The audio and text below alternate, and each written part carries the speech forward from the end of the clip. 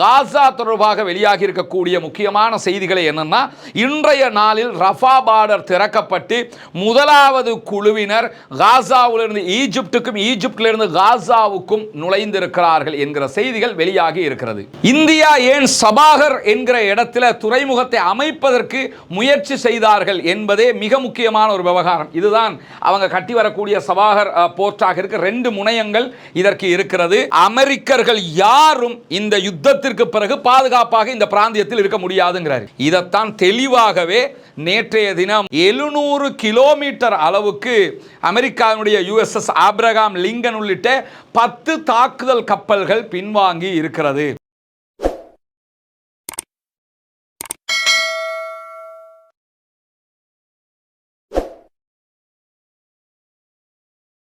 அஸ்ஸலாமு அலைக்கும் வரஹ்மத்துல்லாஹி வபரகாத்துஹு. அன்பிற்கினிய சகோதர சகோதரிகளே, நம் அனைவர் மீதும் ஏக இறைவனுடைய அமைதியும் கருணையும் உண்டாகட்டுமாக என்கிற உயரிய பிரார்த்தனைகளோடு, பாலஸ்தீனத்தினுடைய காசா பகுதிகளில் இஸ்ரேலிய ஆக்கிரமிப்பு இராணுவம் கடந்த 2 ஆண்டுகளாக நடத்தி வந்த யுத்த நிறுத்தமாக மாற்றப்பட்டு இன்றோடு 115வது நாளாக இருக்கக்கூடிய சந்தர்ப்பத்தில் காசா மக்களுக்கு இன்றைக்கு ஒரு மகிழ்ச்சியான தருணம் என்று கூட சொல்லலாம். காரணம் என்னென்னா, முதல் தடவையாக யுத்த நிறுத்தத்திற்கு பிறகு ரஃபா பார்டர் வழியாக காசாவில் இருந்து எகிப்து பக்கமும் எகிப்து பக்கம் இருக்கக்கூடியவர்கள் காசாவுக்குள்ளேயும் வரக்கூடிய ஒரு வாய்ப்பு பாலஸ்தீன அப்பாவிகளுக்கு கிடைத்திருக்கிறது. இன்னும் சொல்லப்போனால், இன்றைக்கு அல் ஜசீரா வெளியிட்டிருக்கக்கூடிய ஒரு முக்கியமான ஆர்டிகல் பிரகாரம் காசாவினுடைய 2 ஆண்டுகால யுத்தத்தில் இஸ்ரேல் முற்றுமுழுதாக தோல்வியைத்தான் சந்தித்திருக்கிறது என்பதற்கான ஆதாரமே காசாவினுடைய ரஃபா பார்டரை இறுதியில் ஓபன் பண்ணுவதற்கு அவர்கள் ஒப்புக்கொண்டதுதான். காரணம் என்னன்னா, காசாவை நாங்கள் தான் ஆளுவோம், காசா எங்களிடம் தான் இருக்கும் என்றெல்லாம் பேசியவர்கள்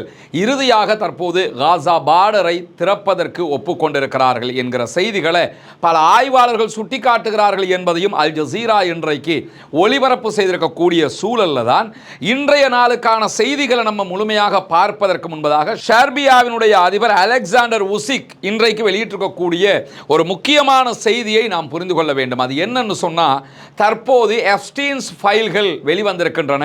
அந்த ஃபைல்கள் உலகம் முழுவதும் பலத்த சர்ச்சைகளை தோற்றுவித்துக் கொண்டிருக்கிறது.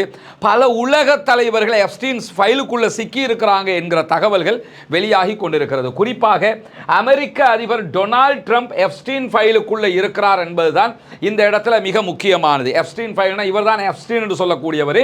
இவர் அமெரிக்க அதிபர் டொனால்ட் ட்ரம்ப் இருவரும் பல ஆண்டுகளுக்கு முன்பதாக எடுத்துக்கொண்ட புகைப்படம் தான் இந்த புகைப்படம். அமெரிக்க அதிபராக டொனால்ட் ட்ரம்ப் வந்ததற்கு பிறகு எப்ஸ்டீன் ஃபைல்களை ரிலீஸ் பண்ணணும் என்று சொல்லி பலத்த கோரிக்கைகள் விடுக்கப்பட்ட நேரத்தில் தான் அவர்களுடைய பாராளுமன்றம் காங்கிரஸ்ல எல்லாம் பலத்த சர்ச்சைகள் உருவானதுக்கு பிறகு வேண்டா வெறுப்பாக இனியும் பொறுக்க முடியாது என்கிற அடிப்படையில் அமெரிக்க அதிபர் டொனால்ட் ட்ரம்ப் என்ன பண்ணாருன்னா, எப்ஸ்டீன்ஸ் ஃபைல்களை வெளியே போட்டிருக்கிறாரு.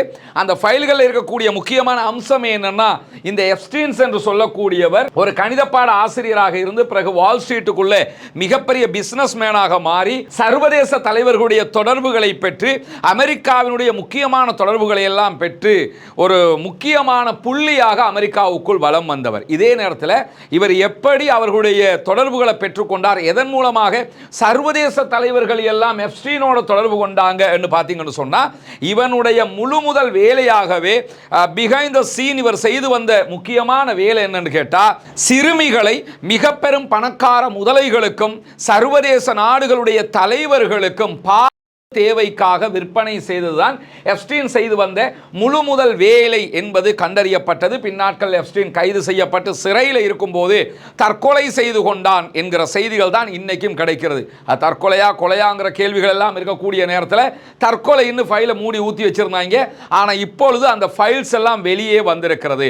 எப்ஸ்டீன்ஸ் ஃபைலில் இஸ்ரேலிய பிரதமர் பெஞ்சமின் நெதன்யாகுவும் இடம்பெற்றிருக்கிறார் என்பதுதான் முக்கியமான அம்சமாக இருக்கிறது. இஸ்ரேலிய பிரதமர் பெஞ்சமின் நெதன்யாகு எப்ஸ்டீனை ரகசியமாக சந்தித்திருக்கிறார்.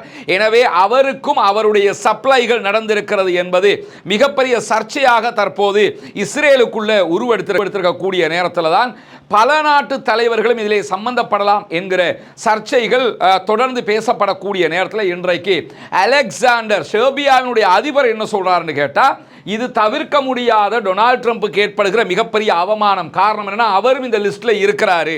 எனவே அவர் பற்றிய செய்திகளும் வெளிவர வாய்ப்பு இருக்குங்கிறதுனால எந்த நேரத்திலும் ஈரான் மீது அமெரிக்க அதிபர் டொனால்ட் ட்ரம்ப் தாக்குதல்களை நடத்தலாம்ங்கிறாரு. அது என்னடா அது எப்ஸ்டீன்ஸ் ஃபைலுக்கும் அமெரிக்கா ஈரான் மேலே தாக்குதல் நடத்துறதுக்கு என்ன தொடர்புன்னு பார்த்தீங்கன்னு சொன்னால் அப்போ தான் இந்த ஃபைல்கள் வெளிவந்ததே மக்கள் மயப்படுத்தப்படாமல் சர்வதேச மயப்படுத்தப்படாமல் அவருடைய மானம் ரோஷம் சூடு சொரணை எல்லாம் உள்ளவர் தான்ங்கிற மாதிரி காப்பாற்றப்பட்டு ரொம்ப உத்தம புத்திரருங்கிற மாதிரி ஒரு நிலையை உண்டாக்கணும்னு சொன்னால் இந்த ஃபைலுடைய செய்திகள் வெளியே வராமல் தடுக்க வேண்டும். தடுப்பதாக இருந்தால் ஈரானோட ஒரு வார் வந்துருச்சுன்னு சொன்னால் எல்லா மீடியாக்களும் எப்ஸ்டீன் ஃபைலை தூக்கி தூர போட்டுட்டு ஈரான் பற்றியே பேச ஆரம்பிக்கும். எனவே ஈரான் மீது தாக்குதல் நடத்துவதற்கு அமெரிக்க அதிபர் துணியலாம் என்று சொல்லி செர்பியாவினுடைய அதிபர் சொல்லும் போது வெறுமனே இதை சொல்லல, ஒரு முன்னுதாரணத்தை காட்டி சொல்கிறார். அது என்ன முன்னுதாரணம் சொன்னா, மோனிகா லெவின்ஸ்கியினுடைய பேரை சொல்லி மோனிகா லெவின்ஸ்கியினுடைய செய்திகள் வெளிவந்த நேரத்தில் அமெரிக்கா என்ன செய்தது என்பது யாருக்கும் தெரியாதான்னு கேட்கிறாங்க. இந்த மோனிகா லெவின்ஸ்கி யாருன்னு சொன்னா, இதே மாதிரி அமெரிக்க அதிபராக டொனால்ட் ட்ரம்ப் இருக்கிற மாதிரி இதுக்கு முன்னாடி இருந்த ஒரு அதிபர் தான் பில் கிளின்டன்.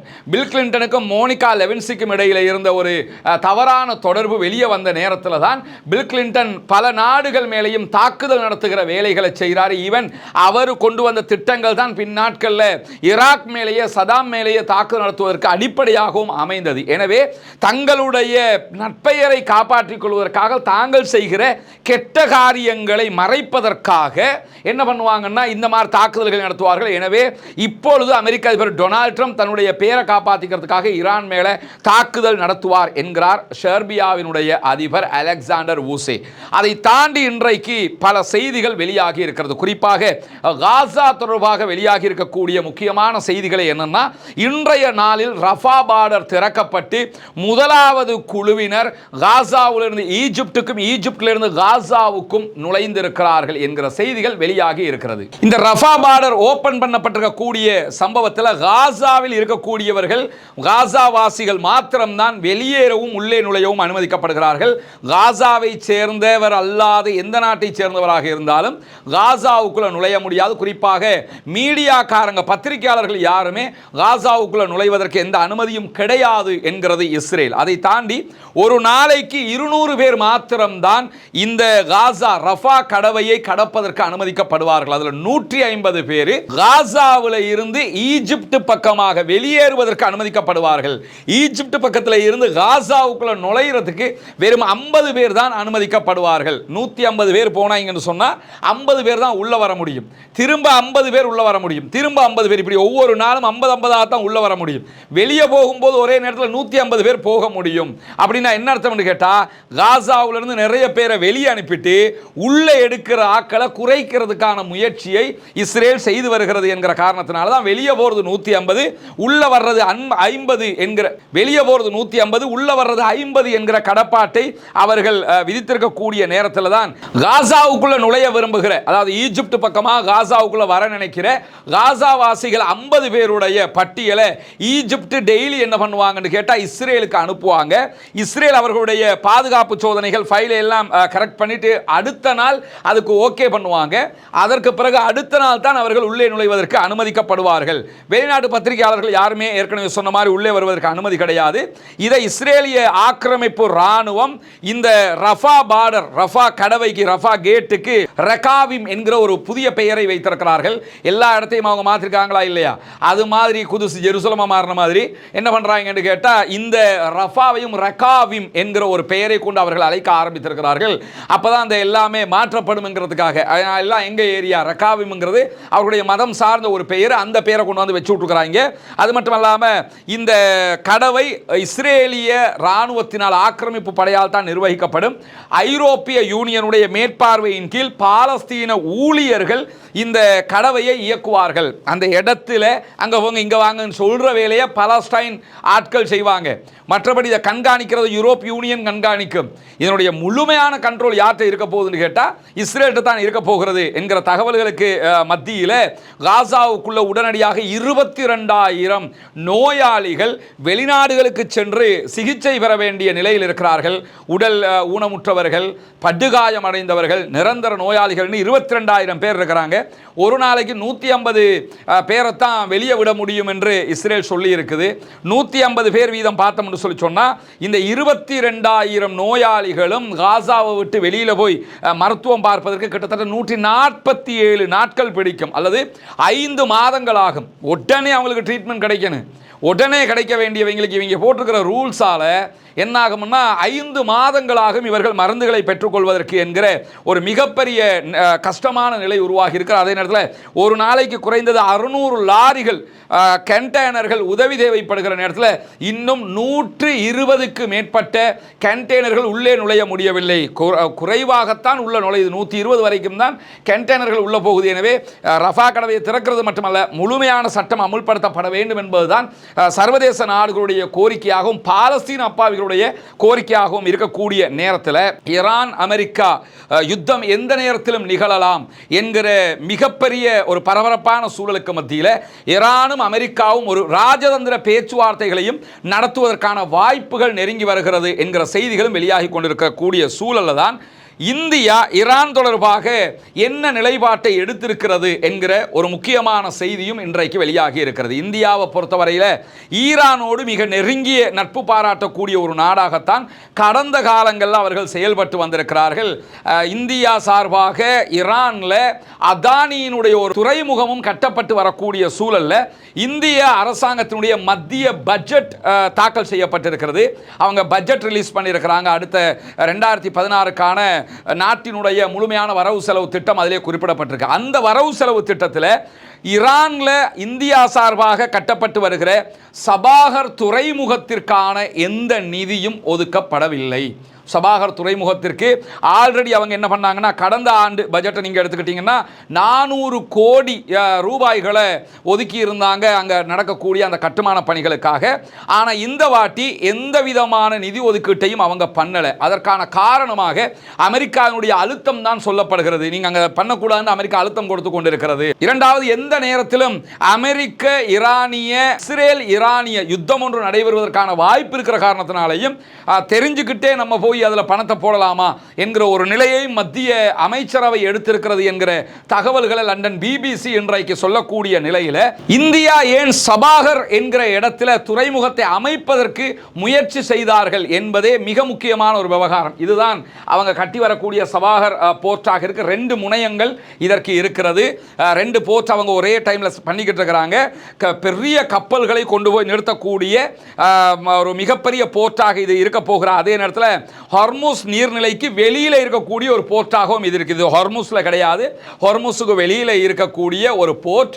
ஆனால் பெரிய பெரிய கப்பல்களை எல்லாம் கொண்டு போய் நிறுத்த முடியும். அதை தாண்டி பாகிஸ்தானுடைய குவாதர் துறைமுகத்தில் இருந்து வெறும் 170 கிலோமீட்டர் தொலைவில் தான் இந்த துறைமுகமே இருக்கு. அவங்க இதை கற்றதே பாகிஸ்தானுக்காக வேண்டி தான். அப்படியான ஒரு துறைமுகமாகத்தான் அதை அவர்கள் அமைக்கிறார்கள். ஆனாலும் இந்த வாட்டி பட்ஜெட்டில் அவர்கள் எந்த விதமான பணங்களையும் ஒதுக்கவில்லை.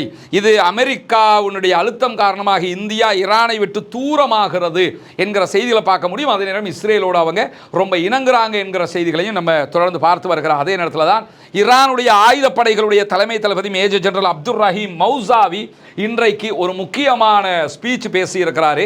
குறிப்பாக மௌசாவி அவர்களுடைய இராணுவ தளபதி எல்லா இராணுவ கேம்புகளுக்கும் போகிறாரு. போய் எல்லா கேம்புகளுடைய தயார் நிலையையும் ஆய்வு பண்ணி கொண்டிருக்கக்கூடிய நேரத்தில் தான் இன்றைக்கு ஒரு முகாமில் அவர் ஆய்வு பண்ணுகிற நேரத்தில் இராணுவத்தினுடைய தயார் நிலையை பற்றி பார்வையிடுகிற நேரத்தில் தான் இந்த ஸ்பீச்சை பண்ணிருக்கிறார். அதில் சொன்ன ஒரு முக்கியமான செய்தி என்னென்னா, ஈரானை அழிப்பதற்கு கடந்த 47 ஆண்டுகளுக்கு மேலாக பல நாடுகள் முயற்சித்தன. ஆனால் ஈரானை அவர்களால் அழிக்க முடியாமல் போய்விட்டது. 47 வருஷத்துக்கு முன்னாடியே எங்களை அடித்து தூக்கியிருக்கணும் அவங்க, அப்போவே அவங்களால பண்ண முடியலை. ஆனால் இப்போ பண்ண முடியுமான்னு கேட்குறாரு. 47 ஆண்டுகளுக்கு முன்னாடி ஈரான் எப்படி இருந்திருக்கும், இப்போ ஈரான் எப்படி இருக்கும்ங்கிறத அவங்க அனுமானிக்க மாட்டாங்களா என்று சொல்லி இன்றைக்கு ஈரானுடைய இராணுவ தளபதி சொல்றது மட்டுமல்லாமல் கடைசியில் ஈரானோட முட்டி மோதின அத்தனை பேருமே ஒரு கற்றுக்கொண்ட பாடங்களை ஏற்றுக்கொள்ள மறுக்கிறார்கள் அப்படிங்கிறாரு. எங்களோட சண்டைக்கு வர்றாங்க, முட்டி மோதுறாங்க, அதில் பாடங்களை படிக்காமல் இருக்கக்கூடிய ஆட்களாக அவங்கள பார்க்க முடியும்.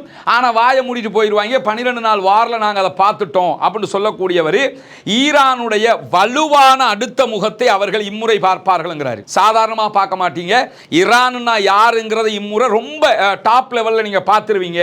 அது மட்டும் இல்லாமல் அமெரிக்கர்கள் யாரும் இந்த யுத்தத்திற்கு பிறகு பாதுகாப்பாக இந்த பிராந்தியத்தில் இருக்க முடியாதுங்கிறாரு. இதைத்தான் தெளிவாகவே நேற்றைய தினம் தினம் ஆயத்துல்லா அலி ஹாமனி சொல்லியிருக்கிறாரு. ஏன்னா அமெரிக்காவினுடைய பேஸ் அரபு நாடு எல்லாத்துலேயுமே இருக்குது. அமெரிக்காவுக்கு போய் தான் இவங்க அட்டாக் பண்ணணுங்கிற தேவையே கிடையாது. அமெரிக்கன் பேஸ் குவைத்தில், சவுதியில், பஹ்ரைனில், கத்தரில், யூஏயில் எல்லா இடத்துலையும் இருக்குது. எனவே இந்த பிராந்திய யுத்தமாக இதை மாற்றுவோம். எந்த பகுதிகளிலும் எந்த அமெரிக்கர்களும் பாதுகாப்பாக இருக்க முடியாத ஒரு சூழலை உருவாக்குவோம். 12 நாள் யுத்தத்திற்கு பிறகு எங்களுடைய பாதுகாப்பு கோட்பாட்டையே நாங்கள் மாற்றி வச்சிருக்கிறோம்ங்கிறாங்க. 12 நாள் வாருக்கு முன்னாடி அவங்களுக்கு இன்னொரு செக்யூரிட்டி ஃபர்ம் இருந்தது, ஒரு பாதுகாப்பு கோட்பாடெல்லாம் வச்சுக்கிட்டு இருந்திருக்கிறாங்க.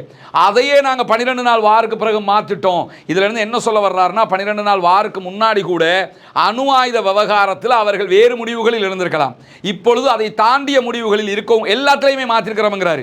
எல்லாத்திலையுமே மாற்றிருக்கிறோம் என்று சொன்னால் இந்த ஆயுதங்கள் போதும் என்று இருந்திருப்போம், இப்போ அதை விட கூட தயாரிச்சுக்கிட்டு இருக்கிறோம் என்று எல்லா கட்டங்களையும் எல்லா மாற்றங்களையும் நாங்கள் செய்து விட்டோம் என்று சொல்லிட்டு எங்களுடைய பதிலடிகள் விரைவாகவும் இருக்கும், தீர்க்கமாகவும் இருக்கும்ங்கிறாரு. சாதாரணமாக இருக்காது, அமெரிக்காவினுடைய கணக்கீடுகளுக்கு நேர்மாற்றமாக இருக்கும்ங்கிறாரு. நீங்கள் கணிச்சு வச்சிருப்பீல்ல, இப்படி தான் அட்டாக் பண்ணுவான், இப்படி வருவான், இப்படி வருவான்னு, இதுக்கெல்லாம் நேர்மாற்றமாக எங்களை நீங்கள் பார்ப்பீர்கள் என்று சொல்லக்கூடிய மௌசாவி என்ன சொல்றாருன்னா, ஏன்னா நாங்கள் ஈரானியர்கள் என்பதை விட பாரசீகர்கள் என்று சொல்வதில் பெருமைப்படுகிறோம்ங்கிறாரு. பாரசீக தேசம்ங்கிறது வரலாற்று நெடுகிலும் தோற்கடிக்க முடியாத ஒரு தேசமாகவே இருந்து வந்திருக்கிறது. நபிகள் நாயகம் ஸல்லல்லாஹு அலைஹி வஸல்லம் அவங்க உயிரோடு இருக்கிற நேரத்தில் இருந்த 2 மாபெரும் வல்லரசுகளில் ஒன்று பாரசீகம். ஒன்று இத்தாலி இருந்தது, ரோம் சாம்ராஜ்யம் இருந்தது. இரண்டாவது பாரசீக சாம்ராஜ்யம் இருந்தது. இப்படி அவங்க ஒரு பெரிய வல்லரசாக இருந்தவர்கள், அந்த வல்லரசு கனவை நோக்கிய நகர்கிறவர்கள். எனவே இந்த யுத்தம் அமெரிக்கர்களுக்கு எல்லா பாதுகாப்பையும் உடைத்து எறிந்துவிடும், அவர்களுடைய எல்லா கணக்குகளையும் தோற்கடிக்கும் என்று மிக தெளிவாக அப்துல் ரஹீம் மௌசாவி, ஈரானுடைய இராணுவ தளபதி, இன்றைக்கு சொல்லியிருக்கக்கூடிய நேரத்தில் தான் எதிரிகளுடைய வெளிப்படையான ஆணவத்திற்கு எந்த பயமுமே இல்லாமல் ஈரானுடைய படைகள் வெற்றியை பற்றி மாத்திரம்தான் சிந்தித்துக் கொண்டிருக்கின்றன அப்படிங்கிறாரு. எங்களுக்கு நீங்கள் ஆடுகிற ஆட்டத்துக்கு பயந்துக்கிட்டு இருக்கோம்னு நினச்சிடாத, எப்படி நாங்கள் ஜெயிக்கிறது, அடுத்த கட்டம் எப்படி போகிறதுங்கிறத பற்றி மட்டும் தான் நாங்கள் யோசிச்சுக்கிட்டு இருக்கிறோம் என்று சொல்லிட்டு ஈரானுடைய தேசம், அமெரிக்கா, அதே போன்று இஸ்ரேலுடைய ஆக்கிரமிப்பு ஆட்சியால் தொடங்கப்பட்ட கடுமையான யுத்தம், 12 நாள் யுத்தத்தை நாங்கள் ஜெயித்திருக்கிறோம். அதற்கு பிறகு எங்கள் நாட்டுக்குள்ள மிகப்பெரிய குழப்பத்தை உண்டு பண்ணி ஆட்சியை கவுக்க பார்த்திய அதை நாங்கள் ஜெயித்திருக்கிறோம். எனவே இப்படி பலவிதமான வெற்றிகளை தொடர்ந்து நீங்கள் பண்ணுகிற சூழ்ச்சிகளை எல்லாம் நாங்கள் ஜெயிச்சுக்கிட்டே வர்றோம் என்று சொல்லிட்டு பல மாதங்களாக ஈரானுடைய அரசு பலவீனமாக இருக்குது, ஈரானுடைய கவர்மெண்ட் பலவீனப்பட்டு போயிடுச்சு என்று சொல்லி மேற்குலக ஊடகங்கள் திரும்ப திரும்ப பேசி வர்றாங்க. அதையெல்லாம் நீங்கள் வாபஸ் வாங்க வேண்டிய நிலை வரும். ஏன்னு சொன்னால், இந்த யுத்தம் நடந்து விட்டது என்று சொன்னால் ஈரானை போன்ற அமெரிக்காவுக்கு எதிரான வலுவான சக்தியை நீங்கள் எங்கேயுமே பார்க்க முடியாது. எனவே நீங்கள் சொன்ன எல்லாமே பொய்ப்பிக்கப்படும் அப்படின்னு சொல்லி ரொம்ப வெளிப்படையாகவே இராணுவத்திற்கு மத்தியிலே உற்சாகமூட்டும் விதமாகவும் அவருடைய இந்த உரை இருந்ததை நம்ம பார்க்க முடிகிற அதே நேரத்தில் ஈரான் ராஜதந்திர முயற்சிகளையும் மேற்கொண்டு வருகிறது என்கிற செய்திகளும் இன்றைக்கு வெளியாகி இருக்கிறது. குறிப்பாக ஈரானுக்கும் அமெரிக்காவுக்கும் இடையிலான இந்த யுத்தத்தை நிறுத்துவதற்காக துருக்கி வெளிப்படையாகவே இறங்கி பேச்சுவார்த்தைகளை நடத்துகிறது. துருக்கியினுடைய அதிபர் அர்துகான் அவர்கள் நேரடியாக பேச்சுவார்த்தைகளை நடத்துகிற அதே நேரத்தில் கத்தர், சவுதி அரேபியா, மற்ற அரபு நாடுகள் எல்லாமே இணைந்து ஈஜிப்ட் உட்பட எப்படியாவது இந்த யுத்தத்தை நிறுத்தணுங்கிற பேச்சுவார்த்தைகளை நடத்துகிறார்கள். ஹக்கன் பைதான் துருக்கியினுடைய வெளிவிவகார ஃபாரின் மினிஸ்டர் ஆல்ரெடி கடந்த ஓரிரு நாட்களுக்கு முன்பதாக ஈரானுடைய ஃபாரின் மினிஸ்டர் அப்பாஸ் அராக்சியை சந்தித்து பேச்சுவார்த்தை நடத்தியிருந்தார். நேரடியாக அப்பாஸ் அராக்சி துருக்கிக்கே போய் பேச்சுவார்த்தைகளை நடத்தியிருந்தார். இந்த பேச்சுவார்த்தைகளூடாக எதிர்வருகிற நாட்களில் அமெரிக்காவோடு ஒரு நேரடி பேச்சுவார்த்தையை துருக்கியில் நடத்துவதற்குரிய ஏற்பாடுகள் நடைபெற்று வருவதாகவும் செய்திகள் தெரிவிக்கிற அதே நேரத்தில் ஈரான் ஒரு விஷயத்தில் தெளிவாக இருப்பதாக மீண்டும் மீண்டும் சொல்கிறார்கள். எங்களுடைய அணு ஆயுதம் தொடர்பாகவோ அல்லது எங்களுடைய ஆயுதங்கள் தொடர்பாகவோ, தற்காப்பு ஆயுதங்கள் தொடர்பாக, எங்களுடைய ஏவுகணைகளுடைய தூரம், எல்லை தொடர்பாகவோ எந்த பேச்சுவார்த்தைக்கும் நாங்கள் தயாரில்லை. இரண்டாவது, மரியாதைக்கு மரியாதையாகத்தான் பேச்சுவார்த்தை நடக்கணுமே தவிர நீ கெத்தா உட்கார்ந்துக்கிட்டு நீ கையை கட்டி நில்லுங்கிற மாதிரி பேச்சுவார்த்தைக்கு நாங்கள் தயாரில்லை என்பதையும் சொல்லி இருக்கிற அதே நேரத்தில் USS ஆப்ரகாம் லிங்கன் என்கிற அமெரிக்காவினுடைய ஆயுதம் தாங்கி கப்பல்கள் தற்போது நேரடியாக ஹொர்முஸ் நீர்நிலை வரைக்குமே வந்தவங்க ஈரானுடைய கடற்படை உடனடியாக இராணுவ தயாரிப்புகளை மேற்கொண்டு வந்தது. அதே நேரத்தில் ஒரு மிகப்பெரிய பயிற்சி அவங்க நடத்தினாங்க நேற்றைய தினம். அந்த பயிற்சிகள் நடக்கிற காரணத்தை சொல்லி என்ன பண்ணாங்கன்னா, இந்திய பெருங்கடலுக்கு பின்னாடி போயிருக்கிறாங்க. கிட்டத்தட்ட 700 கிலோமீட்டர் அளவுக்கு அமெரிக்காவுடைய USS ஆப்ரகாம் லிங்கன் உள்ளிட்ட 10 தாக்குதல் கப்பல்கள் பின்வாங்கி இருக்கிறது. பின்னாடி போகணும் தான், அதுக்காக இவ்வளவு தூரம் பின்னாடி போகிறதா என்கிற அளவுக்கு தற்போது கேட்க வேண்டி இருக்கிறது. கிட்டத்தட்ட 700 கிலோமீட்டர் அளவுக்கு அவர்களுடைய கப்பல்கள் பின்வாங்கி இருக்கு. ஆனாலும் இன்றைக்கு சென்டகாம் வெளியிட்டிருக்கக்கூடிய அறிவிப்பில் என்ன சொல்கிறாங்கன்னா, இப்பொழுதும் ஈரானுடைய சாதாரண தொலைதூர ரொம்ப தூரம் போகிற கிடையாது, சாதாரண தூரம் சென்று தாக்கக்கூடிய குரூஸ் ஏவுகணைகளுடைய எல்லை வட்டத்துக்குள் தான் அமெரிக்காவினுடைய கப்பல்கள் நிற்கின்றன. ஈரான்கிட்ட இருக்கக்கூடிய ஆக குறைவான ஒரு ஏவுகணை இருக்கும்ல, குரூஸ் ஏவுகணைகள் 700 கிலோமீட்டருக்கு உள்ள அல்லது 750 கிலோமீட்டருக்கு உள்ள தாக்கக்கூடியவைகள், அந்த எல்லைக்குள்ள தான் தற்போதும் அமெரிக்காவினுடைய கப்பல்கள் இருக்கின்றன. இந்தா தாக்க போறாங்க, அந்த அடிச்சிருவாங்க, இந்த நாளைக்கு முடிஞ்சுட்டாங்க, அந்த மாதிரி சொன்னவங்க ஹார்முஸ் வரைக்கும் வந்துட்டோம் என்று சொன்னவங்க இப்போ 700 கிலோமீட்டருக்கு பின்னாடி போய் நின்றுக்கிட்டு இருக்கிறாங்க. என்ன காரணம் என்கிற கேள்விகள். ஆனால் ராஜதந்திர பேச்சுவார்த்தைகள் நடக்குது, அதற்காக பின்வாங்கி இருக்கலாம். 1954 இதே மாதிரி கப்பல்கள் அனுப்பினாங்க. இந்தா வந்துருச்சு, அந்த எத்தனை வாட்டி நம்ம பிறந்ததுலேருந்து ஈரானுக்கு அடிக்க போகிறோம்னு கப்பல் வருதுங்கிறாங்க. ஆனால் இந்த வாட்டி தான் கப்பல் வந்தது நிஜமாகவே. ஆனால் வந்த கப்பல் கூட 700 கிலோமீட்டர் பின்னாடி போய் நிற்கிறது. ஏன்னா அந்த ஏரியா முழுவதுமே ட்ரோனை இறக்கி வச்சிருக்கிறான். எல்லாமே தற்கொலை ட்ரோன்களாக இருக்கிறது, அதாவது செல்ஃபாக அட்டெம்ப்ட் பண்ணக்கூடிய ட்ரோன்களாக இருக்கிறது. எல்லா இடத்துலையும் கண்ணி வெடிய தண்ணிக்குள்ளே வச்சிருக்கிறான். அதனால தான் மொத்தமாக 700 கிலோமீட்டருக்கு பின்னாடி போய் இருக்கிறாங்க என்கிற நிலையில் IRGC ஈரானுடைய புரட்சிகர இராணுவ பிரிவினுடைய இஸ்லாமிய இராணுவ பிரிவினுடைய உளவுத்துறை ட்ரோன்கள் அரேபிய கடலுக்கு மேலாக தொடர்ந்து பறந்து வருகின்றன. அவங்க மொத்தமாக அந்த கடல் எல்லை முழுவதுமாகவே ஈரான் கண்காணிப்பு வட்டத்திலேயே வைத்து கொண்டிருக்கிறது. USS ஆப்ரகாம் லிங்கனை அடிக்கடி அவங்க கண்காணிச்சுக்கிட்டு இருக்கிறாங்க. எந்த ஏரியாவில் எங்கே போகிறாங்க வர்றாங்கிறதெல்லாம் கண்காணித்து கொண்டிருக்கிறார்கள் என்கிற செய்திகள் வெளியாகி இருக்கிற அதே நேரத்தில் இஸ்ரேலுடைய 7வது துறைமுகத்தில் இருந்து ஒரு அமெரிக்காவினுடைய கடற்படை கப்பல் ரோந்து பணிகளுக்காக செங்கடலுக்குள் வந்திருக்கிறது என்கிற செய்திகள் வெளியாகிருக்கேன்னா, எந்த நேரமும் ஈரான் மீது தாக்குதல் நடத்தப்பட்டால் அடுத்த தாக்குதலை நாங்கள் அமெரிக்காவுடைய கப்பல்கள் மேலேயும் அதே போன்று இஸ்ரேல் மேலேயும் நடத்துவோம் என்று சொல்லி தொடர்ந்து யமனில் இருக்கக்கூடிய ஹவுத்தீஸ் வலியுறுத்தி வர்றாங்க, சொல்லியே வர்றாங்க. அந்த எச்சரிக்கைகளுக்காக வேண்டி தான் ரோந்து பணிக்கு போயிருக்கிறாங்க. அவங்க ஏதாவது தயாரிப்பில் இருக்கிறாங்களா? வெறுமனே ஏவுகணை அட்டாக் தான் வளம மாதிரி பண்ணுவாங்களா, இல்லை வேறு எதுவும் பண்ண போகிறாங்கன்னா அவங்ககிட்ட இந்த தாக்குதல் ட்ரோன்கள் இருக்கிறது, இந்த கப்பல்களுக்கு அட்டிக்கிற எல்லாமே அவங்ககிட்டையும் இருக்குது. எனவே அதுக்கு என்ன மாதிரி தயாரிப்பில் இருக்கிறாங்கன்னு சொல்லி நாங்கள் கண்காணிக்கிறதுக்கு போய்கொண்டிருக்கிறோம் என்று சொல்லி ரோந்து பணியை மேற்கொண்டிருக்கிறது அமெரிக்காவினுடைய ஒரு கப்பல். ஈலாது துறைமுகத்திலிருந்து ரிட்டன் செங்கடல் பார்டருக்குள்ளே போய்கிட்டு இருக்கிறாங்க என்கிற செய்திகளுக்கு மத்தியில் தான் இராணுவ பயிற்சிகளுடைய வீடியோக்களை தொடர்ந்து ஈரான் வெளியிட்டு வருகிறது. குறிப்பாக ஹார்முஸ் நீர்ப்பகுதிகளில் அந்த கடல் எல்லைகளில் தான் நிறைய பயிற்சிகளை மேற்கொள்கிறார்கள். அதில் IRGCயினுடைய கடற்படை பாராட்ரூப்பர்கள் விமானத்தில் இருந்து குதிச்சு ட்ரைனிங் எடுக்கக்கூடிய வீடியோக்கள், அவருடைய புதிய வகையான ஆயுதங்கள்னு பலவற்றையும் தொடர்ந்து அவங்க காட்டிக்கொண்டே வரக்கூடிய சூழலும் உருவாகி இருக்கிறது. இப்படி ஈரான் தன்னுடைய பலத்தை மீண்டும் மீண்டும் நிரூபித்துக் கொண்டே இருக்கிறது. ஒருபோதும் பின்வாங்க மாட்டோம் என்பதை திட்டவட்டமாகவே அவர்கள் அத்தனை பேரும் கோரஸாக சொல்லக்கூடிய காட்சிகளை பார்க்க முடியும். பொறுத்திருந்து பார்ப்போம் என்னவெல்லாம் நடக்கிறது என்பதை. பாலஸ்தீனம் வெற்றி பெற வேண்டும், பாலஸ்தீனம் சுதந்திரமடைய வேண்டும், பாலஸ்தீன மக்களும் நம்மை போன்று நிம்மதியானவர்களாக மாற வேண்டும், வாழ வேண்டும் என்கிற உயரிய பிரார்த்தனைகளோடு பாலஸ்தீன அப்பாவிகளுக்காக தொடர்ந்தும் ஜனநாயக ரீதியாக குரல் எழுப்புவோமாக. பயங்கரவாதம் தோற்க வேண்டும், தீவிரவாதம் அழிய வேண்டும், அனைவரும் நலமுடனும் அமைதியுடனும் வாழ வேண்டும், அப்படியான ஒரு பூ உலகு திரும்ப வேண்டும் என்கிற பிரார்த்தனைகளோடு முடித்துக் கொள்கிறேன். வாஹ்ரதவானா அல்ஹம்துலில்லாஹி ரப்பில் ஆலமீன்.